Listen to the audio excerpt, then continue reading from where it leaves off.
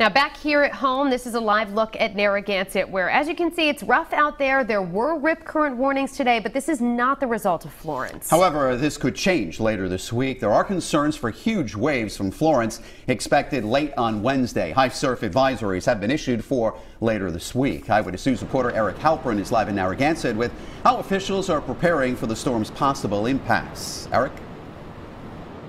Mike and Shannon, Town Beach is empty right now, but throughout the day, some groups of people were stopping by, walking the beach, some even getting in to go surfing.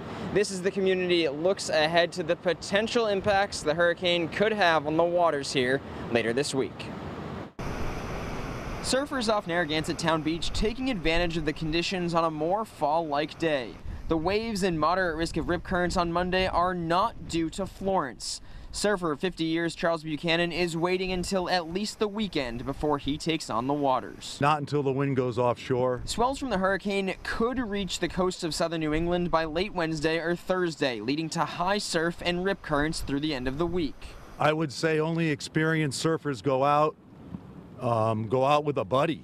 The Narragansett Fire Department is already taking steps ahead of possible impacts. According to Chief Scott Partington, experienced surfers who may brave the waters aren't as big of a concern as onlookers trying to catch a glimpse of bigger waves, maybe going out on the jetties. The onlookers who come down to the jetties, the rocks, and get caught up in the sightseeing of the waves and get swept off into the rocks. He says that's happened many times over the years. Later this week, he says they'll be putting up some barricades in places to discourage people from getting too close. It sets up just a somewhat of a deterrence and a situational alertness for the residents who come down here. Also reminding beachgoers, swimmers, surfers, and onlookers alike, no matter what the weather is this week, lifeguards are not on duty.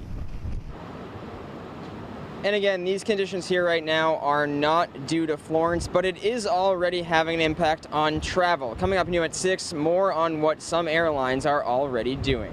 Live in Narragansett, I'm Eric Halpern, Eyewitness News.